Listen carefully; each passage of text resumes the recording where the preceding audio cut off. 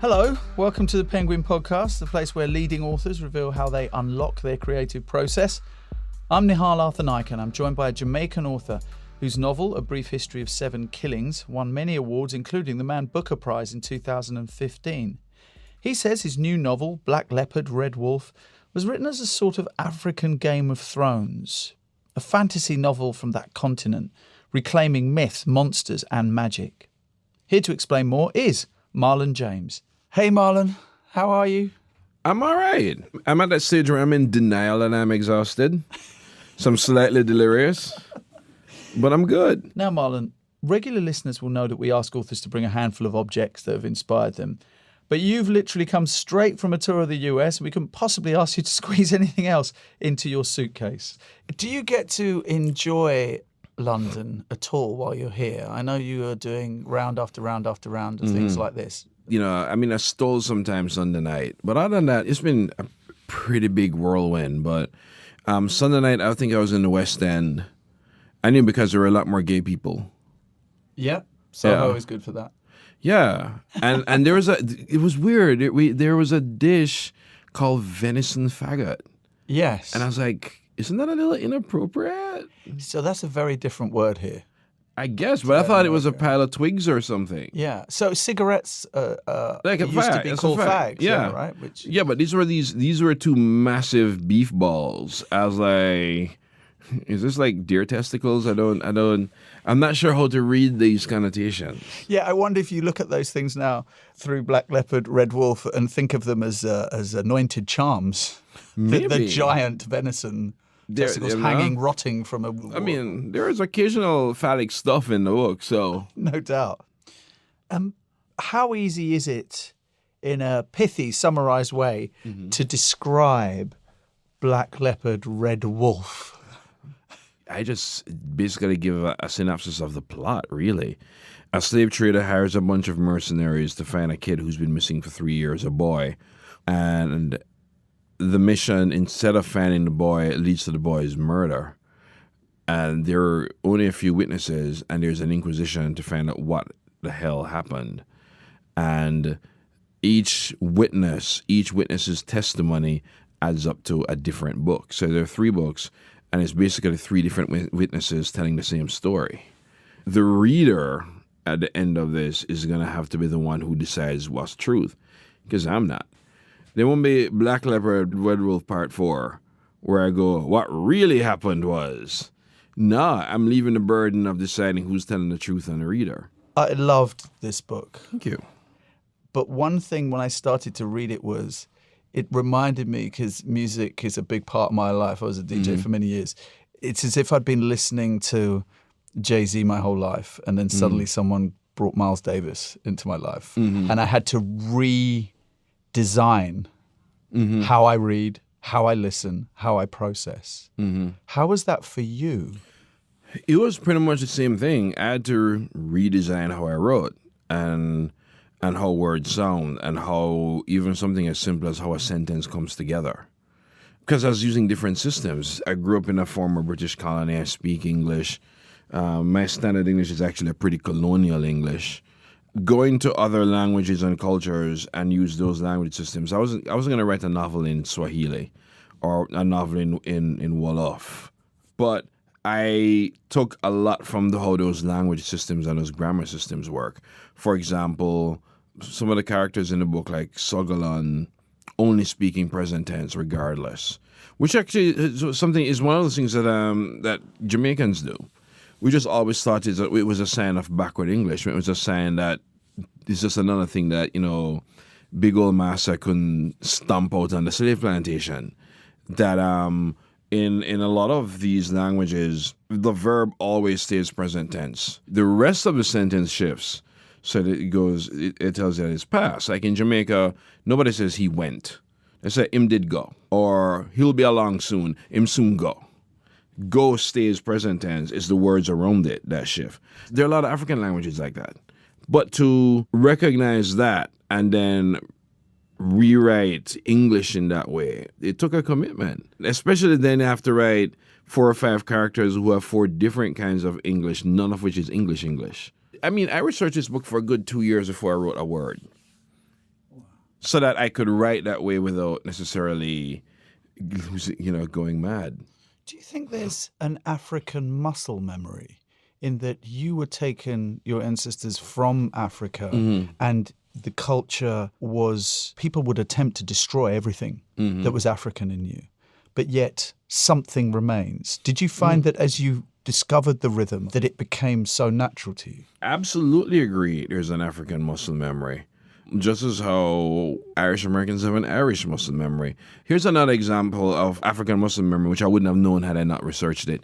One of the biggest sources of agitation when black and white people talk about race is when black people always use the present tense. And white people go, but I didn't do it. Why do you keep saying you? And what they don't realize is that it's a very African thing to put time on a continuum. Everything is present tense and everything is past tense. There's no past, present, future. Everything is on a timeline. It's the way in which a lot of African cultures view temporality, which is why something like death is irrelevant. So, yeah, he's gone to join the ancestors, but the ancestors aren't 200 miles away. The ancestors are in that tree over there. They show up every midnight. They show up. Again, that's another, I think, African muscle memory of looking at time and history, moving almost associatively instead of in a linear way. So in that respect, Marlon, the writing of this, did it have a profound effect on you beyond just the fact that you were a great writer? It had something much deeper. Yeah, I mean, it had a profound effect on my queerness, which is the last thing in the world I expected it to have an effect on, because I believe the press. I believe what I read about, how homophobic Uganda is and how homophobic Nigeria is and how they're being swept in evangelical Christianity and so on. And all colonial those laws, in fact. A lot of the laws across the Caribbean, for instance. Across the Caribbean, they're Victorian. I always say, homophobia is very Victorian. But one of the things that I found that was a product of the research is just how open-minded and accepting a lot of African cultures, a lot of African peoples, African territories, even African nations were about queerness and non-binariness and even transition. And if you talk to, and I've talked to quite a few African writers. I remember I was in your seat talking to Chimamanda Adichie, and she mentioned, everybody knew of the two aunts at the end of the street. Everybody knew who they were. And it's not to say everybody was open-minded or everybody was gay-friendly. That's not what she's saying at all. But that everybody kind of had a tacit understanding that if those two aunts were kicked out of the neighborhood would fall apart. And it wasn't until TV preachers from America showed up in Africa that the invention of homophobia happened. None of this I would know, and none of this I was thinking. If I'm trying to write a fantasy novel, why would I be? I'm not researching queerness. I don't need validation for queerness. But going back to ancient Africa was the last place I expected to find it. And that's brilliant because, of course, people could have a misreading of this saying that you are bringing 21st century sexuality to this, when actually what you are doing is exposing the ancient. Absolutely. Look at non-binariness. Ancient Africans have been calling people they for 4,000 years. But that was the research. That wasn't me trying to score points or go, take that, homophobes. Yeah, it was... Look how woke I am. Yeah. Yeah, I was like, I'm so sleepy right now. It was all the research, and it was so profound for me.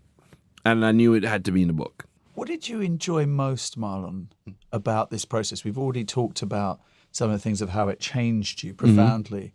But what about the enjoyment? Because there's parts in this when I'm reading it and I feel like someone's grabbed me by the back of the neck and it's dragging me along, and I love it. I write the way I read. If I am not enjoying it as a reader, I can't write it. If there's a scene that surprised the reader, it surprised me. If there's a scene that scared the reader, it scared me. And I write that way. I write to be constantly surprised. I write for my characters to surprise me. I write for my characters to disappoint me. To make you laugh. To make me laugh, sometimes to infuriate the crap out of me. But also, to me, a really good writing day is at the end of it, I go, I didn't see that coming. And I think, and that's how I write. That's how I've written 3 novels now. It has to be constantly evolving, constantly surprising. I'm an exhaustive plotter, which is really funny because my plot lines are usually useless. Nothing I write happens. I'm obsessed with it. I've Post-its on the wall. I go through books and books and plot charts, and then I promptly ignore them. That makes sense why you're friends with Salman Rushdie. Because he has told me this. That's the thing about surprising himself. About where he's going to go. I love how you kind of make fun of almost what you're doing. So, this used to be a river, he said. What happened to it? It hates the smell of man and flows under the earth whenever we approach. Truly? No, it's the end of the rainy season. It's like that, which made me think, okay, that's you lure me to a place and then you'll take the mickey out of the fact that I've gone to that place with you. But also, I think there are expectations people have when they hear African novel, an African fantasy, or so on. It actually reminds me again, and when I was interviewing Chimamanda, and somebody go, "What's your writing ritual?" And I'm there going, "I can't believe this said ritual. Oh God, here we go." And I'm Chimamanda says, "Well, I say a few incantations, and then I light a special candle, and then and she says, no, I sit down behind the laptop and I write." But because there are parts in it when even the characters know, where people have a certain expectation of what's going to happen in an African novel or a fantasy novel, and to just take the piss out of it. There is something sadomasochistic in taking on a project of this size. Why did you do that? But aren't all writers sadomasochistic though? Yeah, that's true. But this is a whole different level. I mean, you built yourself your own dungeon here. Yeah, and manacled yourself to the wall. I do think if you looked into something that is the hardest work you've ever done, but the most fun you've ever had, I think you're in the perfect place. And for me, the fact that this is the most, back-breaking, skull-crushing thing I've ever done, and also the most fun I've ever had, are not mutually exclusive. Which, yes, does sound very masochistic. It's funny, because if you asked me this question like 10 years ago, I'd simply say, because I find fictional worlds way better than the world I'm living in. So I do whatever it takes to always go back there. I quite like the world I'm living in now, but I still take great pleasure in leaving it behind and going back there. And I think I write really immersive novels, or it's very immersive for the reader, because it's super immersive for me. You have to commit. I think it's one of the reasons why there's so many pictures and stuff on my wall. Like when I step into the room I write, it should feel like the place I'm writing about. So I do immerse myself. I do go into that dungeon. There are pictures on the wall. There are notes. A lot of it is notes on stuff that sometimes appear in the book and sometimes don't. It's just that I don't think I can retain all of this in my head. When I was writing my slavery novel, I had things like runaway slave posters on the wall and so on. Brief history, I had Bob Marley stuff all over it. I do create a room to write. Even physically, I do immerse myself, into a novel. And I have to ask you about the amazing maps you created for the new worlds in Black Leopard, Red Wolf. Extraordinary. Those are just fun.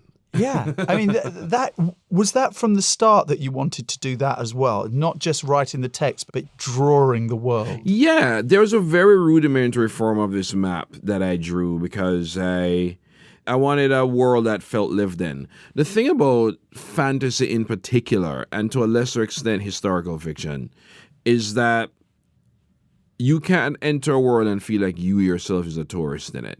It's fine enough that I'm writing a fantasy world and it's new for the reader, but it's not new for the characters. And I have to remember that a character doesn't walk around and stand and gawking at everything. Look at that magnificent three-legged creature. It's like, no, you saw it yesterday, fool.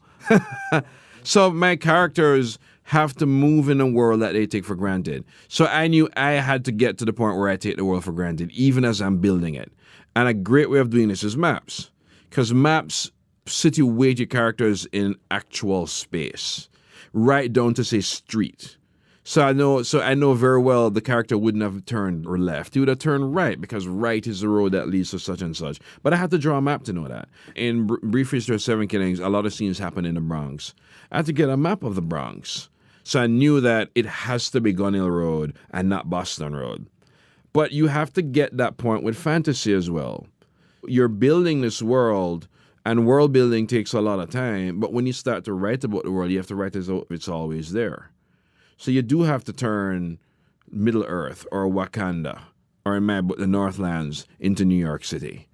or the streets of London. It has to, Toni Morrison said, make the strange familiar. You have to make the strange familiar. And that's what maps help. Plus, maps are really cool to draw, and I like drawing. How important are comic books to this? Hugely. It's a superhero team, basically. It's basically my X-Men. Yeah. That are assembled. Right down to somebody who controls wind. I'm surprised I'm not being sued yet.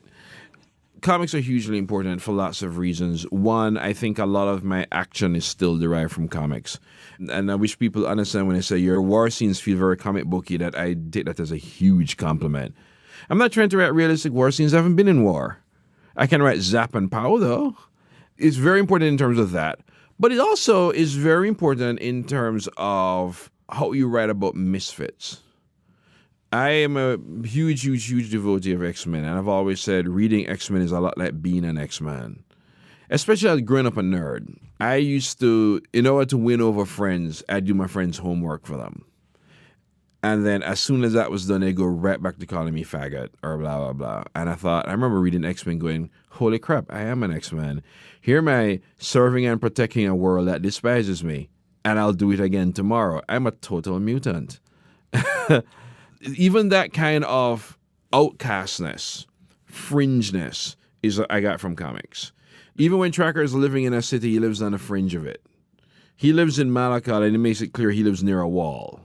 He's literally barely hanging on to society, even as he works in it. And I think that's something I did get from comics. Do you still have your comic collection, Richard? They're in Jamaica, and they're in a room, and I'm pretty sure rats have eaten all of them by now, which will be really, really sad because I got some really big gems in there.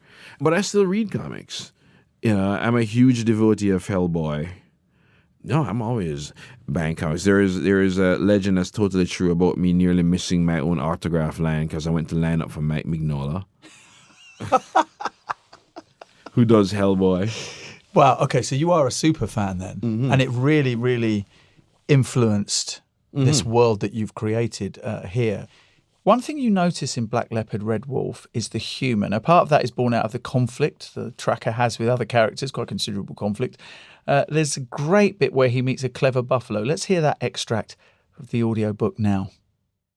In the courtyard, pulling up the few shrubs from the dirt, stood a buffalo, male, brown-black, body longer than 1.5 of me, lying flat, his horns already fused into a crown and dipping downward to curve back upward like a grand hairstyle. Except I have seen a buffalo kill 3 hunters and rip a lion in 2. So I gave this buffalo wide space as I walked to the archway. He looked up and moved right into my way. I remembered again I needed new hatchets, not that either hatchet or knife could win against him. I did not smell urine. I was not stepping into his boundary. The buffalo did not snort and did not kick his hooves in the dirt, but he stared at me, from my feet all the way up to my neck, then down, then up, then down, then up, and slowly annoying me. Buffaloes cannot laugh, but I would swear to the gods that he did. Then he shook his head. More than a nod, a rough swing left and right, then right and left again. I stepped aside and walked, but he stepped right in my way. That was Black Leopard, Red Wolf, written by my guest Marlon James and read there by Dion Graham. It's hilarious. Buffalo is one of my favorite characters. I have people who keep threatening to write a spin-off story starring the buffalo.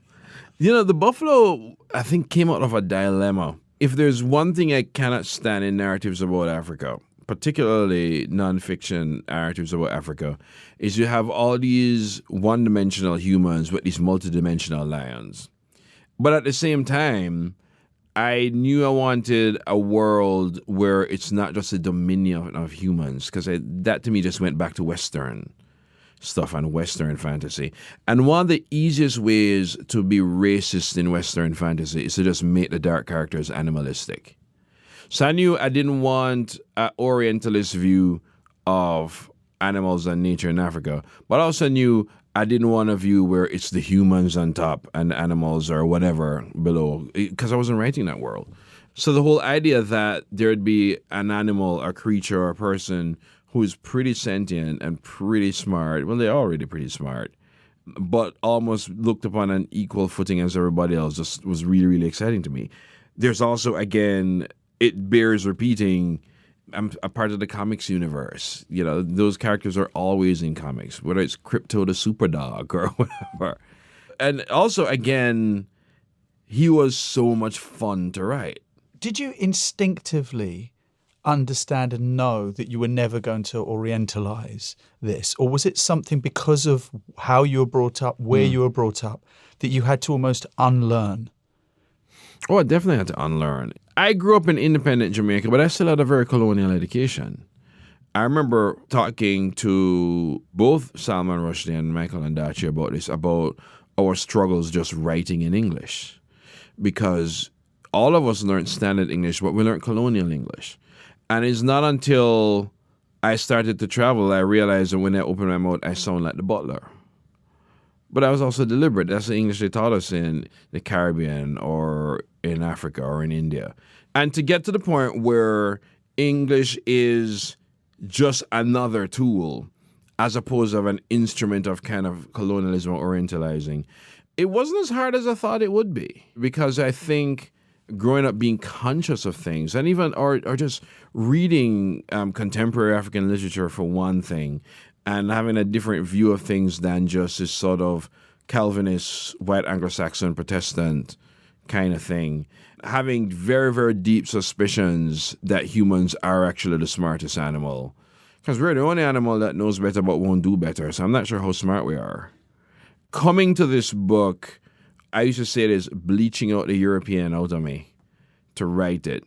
I hope I wasn't going to end up orientalizing or exoticizing anything. It's double tricky because I'm writing sci-fi, I'm writing fantasy, and I'm writing everything that's supposed to be new and fantastical. So we forgive exoticizing in fantasy all the time because it's fantasy. But even with that, I knew it was also doubly important that the characters move in a scene like they're supposed to be there, and the narration doesn't stop to exoticize locations and talk about all sorts of things. And I knew I didn't want to do this kind of, look, Africa is really sophisticated kind of stuff, because the continent don't need this. The continent doesn't need this book. It's I needed to write it. They sure as hell don't need it. I hope they like it, but it's not here to perform any sort of healing thing for the continent. And that's another thing that happens too often in narratives about Africa. One, acting like Africa is a country, but also this kind of, without my book, Africa is doomed kind of thing, which I just find absolutely, it would be offensive if it wasn't funny. Marlon, thank you. What a fascinating guy you are. Thank you. And an amazing, amazing book. My mom will be happy to know I'm fascinating.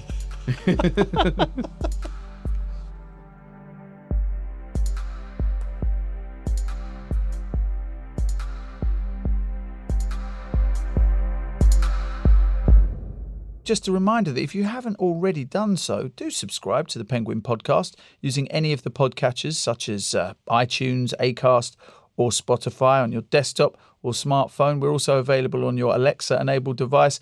And if you like what you hear, please do share, rate and review the Penguin Podcast. We'd love to know what you think. Out now from Penguin Random House Audio comes the series that inspired Game of Thrones. It is 1547, and after 5 years' imprisonment and exile far from his homeland, Francis Crawford of Lymond, scholar, soldier, rebel, nobleman, outlaw, has at last come back to Edinburgh. Few civic cares troubled Mungo Tennant, awaiting his cargo, except that the ceaseless renewal of war against England made a watch at the gates much too stringent, and the total defeat by England 34 years since at Flodden had caused high walls to be flung around Edinburgh, which were damnably inopportune for a smuggler. And for Crawford of Lymond, now parting the flat waters of the Norloch like an oriflamme in the wake of the boat. For where a smuggler's load could pierce a city's defences, so could an outlawed rebel, whose life would be forfeit if caught. Ahead, the boat scraped on mud and was lifted silently shoreward. The rowers unloaded. Burdened feet trod on grass, crossed a garden, encompassed an obstacle, and were silent within the underground shaft leading to the cellar below the cellar in Mungo's house. The swimmer, collared with duckweed, grounded, shook himself, and unseen followed gently into and out of the same house. Crawford of Lymond was in Edinburgh. Dorothy Dunnett's epic Lymond Chronicles series have received worldwide acclaim and are now all available in audiobook for the first time. The first book, The Game of Kings, is read by David Monteith and is available to download now.